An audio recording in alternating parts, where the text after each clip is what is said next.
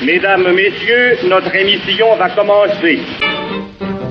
Thème Radio, en modulation de fréquence, vous propose Histoire de la radio.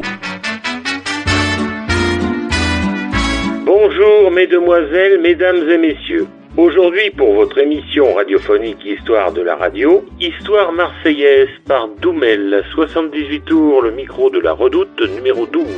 Matrice TC 2022 à 2025 et sa date de décembre 1935.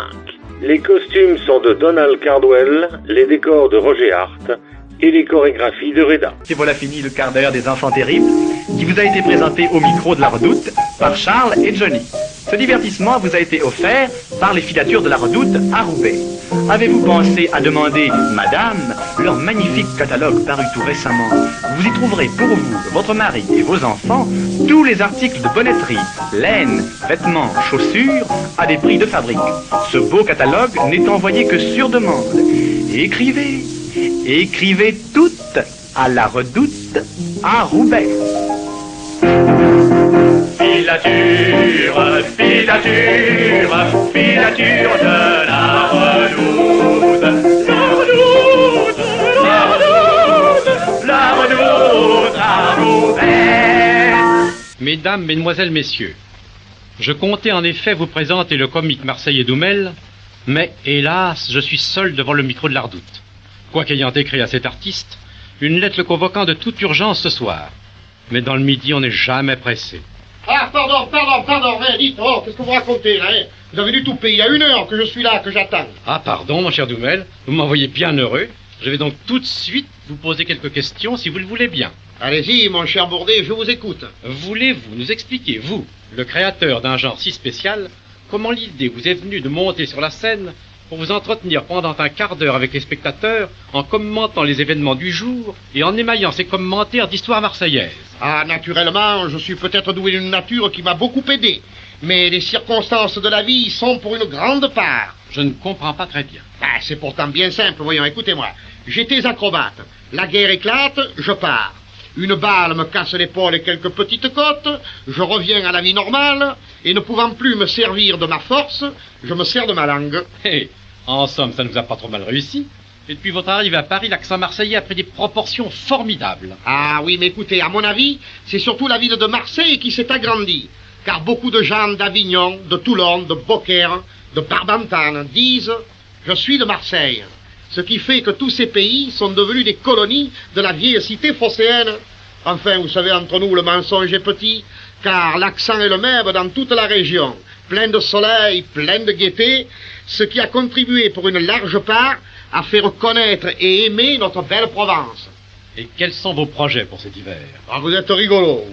Voyons, si vous demandez à un artiste quels sont vos projets, écoutez-moi, si vous demandiez à un marchand de cacahuètes quels sont vos projets, il vous répondrait vendre beaucoup de cacahuètes. Ah, pardon, monsieur Doumel, vous êtes un plaisantin, voyons. Un artiste n'est pas un commerçant qui vend des marchandises. Ah, je vous demande pardon, vous oubliez la crise, voyons.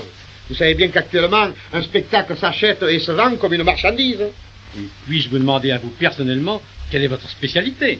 Moi? Ben, vous le savez bien, voyons, je vends du rire. Ah, eh bien dans ce cas, je vous en achète pour distribuer à mes auditeurs qui sont à l'écoute.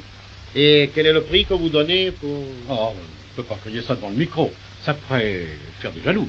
Ah ben dites-le moi à l'oreille, parce que moi, vous comprenez... À l'oreille, bon... Oh, ça va.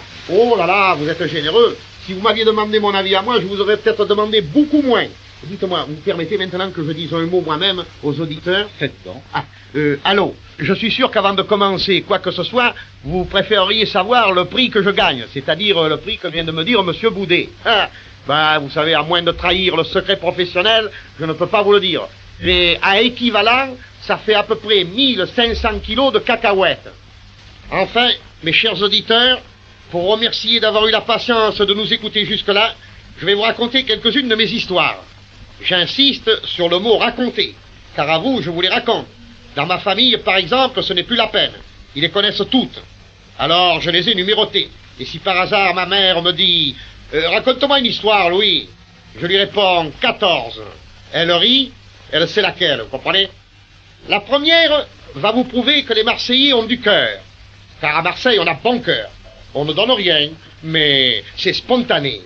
Tenez, l'autre jour, un pauvre type rencontre monsieur Gounel, une des plus grosses fortunes du Midi. Pardon, monsieur, voilà 3 jours que je n'ai pas mangé. Il se retourne et lui dit, vous avez tort, mon ami, il faut vous forcer. Il a un bon cœur, celui-là. Dernièrement, je rentrais de Suisse, et vous savez qu'à toutes les frontières, il y a les douaniers. J'arrive, au même instant, il y a un type qui arrive devant moi avec un paquet sous le bras et un chien. Il y a le douanier qui lui dit, pardon, monsieur, vous n'avez rien à déclarer? Il dit, non, absolument rien. Allez, viens, François. Et le douanier qui lui dit, mais pardon, monsieur, là, dans le paquet. Mais il me dit, je vous dis que c'est pour le chien. Il lui dit, voyons. Et il y a un toit qui insiste, qui lui dit, mais voyons, faites voir. Il prend le paquet, il ouvre. Dans le paquet, il y avait un poulet, un saucisson, un jambon, 4 ou 5 kilos de saucisses. Alors il y a le douanier qui lui dit, c'est pour le chien, ça? Il dit, oui, c'est pour le chien, oui. Et si ça lui plaît pas, il peut crever et il n'aura rien d'autre. Et il est parti. Sur le lancement du Normandie, vous savez qu'on vient de lancer un bateau qui s'appelle Normandie et qui a battu le record de la vitesse. À Marseille, ils sont un peu vexés de la longueur du bateau. Il paraît qu'il a 375 mètres 50. C'est les 50 centimètres qu'ils ne peuvent pas avaler. Enfin, il paraît qu'on les voit. Et à Marseille, alors, ils vont en faire un beaucoup plus long et beaucoup plus économique. Il n'y aura pas de machine. Il y aura le derrière à Marseille et l'avant à New York. On ira à pied. On appelle ça un pont dans les autres pays. Ah, maintenant, dans les actualités, vous avez vu dans tous les journaux qu'on fait des concours de beauté. On cherche à savoir quelle est la plus belle femme du monde. Alors, chez nous, à Marseille, ça a un peu vexé les gens. Ils ont dit, comment? Pourquoi toujours des femmes? Et les hommes, alors?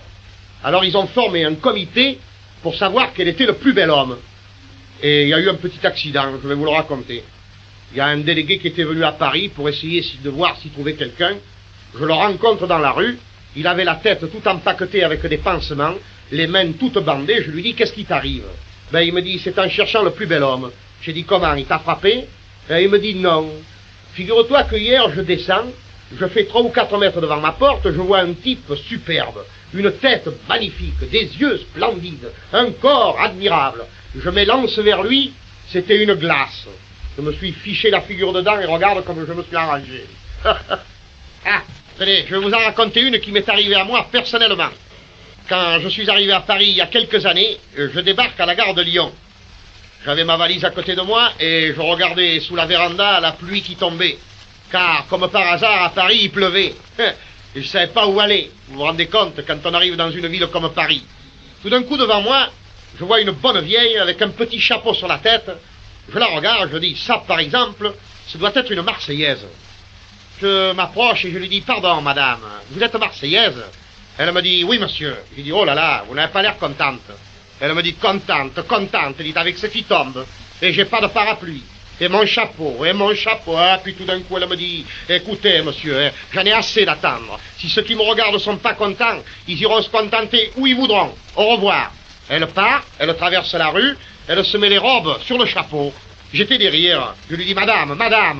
Elle me dit, mais qu'est-ce qu'il y a encore? Je lui dis, mais on vous voit le... elle me dit, je m'en fous pas mal, dites. Celui-là, il y a 70 ans que je l'ai. Et le chapeau, il y a 3 jours. Et elle est partie. Ah, je vais vous en raconter une maintenant qui se passe à Marseille même.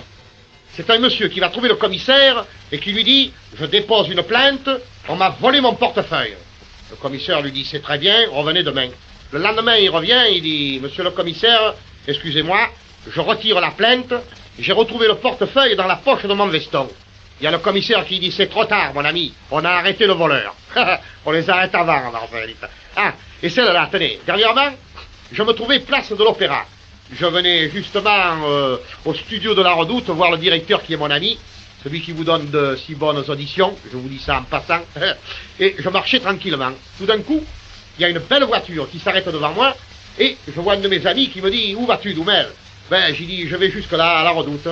Ben, il me dit, viens avec moi. Je monte dans la voiture avec mon copain, qui est un Russe, un danseur que vous connaissez, et nous partons. Au même moment, il y a un agent qui lève le bâton. Un bâton blanc, un peu crasseux, mais enfin. Ah, par exemple, alors il continue, il ne le voit pas. Il y a l'agent qui sort sans sifflet et... Nous nous arrêtons. Il y a l'agent qui arrive qui fait, vous m'avez pas vu? Eh bien, ouvrez les oreilles et vous allez m'entendre. Il dit, votre nom? Il lui dit, c'était un Russe. Tamara Kamsakourdia et Domidov. L'agent lui dit, comment? Tamara Kamsakourdia et Domidov. Il a ramassé le crayon et il a dit, ne recommencez plus, hein. Ah, il savait pas les crayons. Et maintenant, pour terminer, je vais vous raconter une histoire qui va vous prouver que les Marseillais ne sont pas des menteurs. C'est un de mes amis qui habite à la banlieue de Paris. Il habite Aulnay. Alors tous les matins, pour venir à son bureau, il prend le train, le chemin de fer.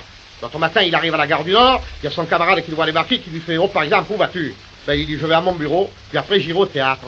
Il dit, comment? Tu vas à ton bureau et après au théâtre? Mais alors, tu ne sais pas ce qui t'arrive? Quand tu es parti de chez toi, ta femme, elle est montée sur une chaise, elle a nettoyé la vaisselle, elle est tombée. Elle est tombée, Baptistin, le sang, le docteur, le... L'autre lui dit, qu'est-ce que tu me racontes? Ma femme? Le sang, le docteur? Oh, coquin de bois! Il reprend le train et il repart. Bah, plutôt dans le train, il dit, mais qu'est-ce qu'il me raconte celui-là? Je suis pas marié, moi, coquin de bois, dites.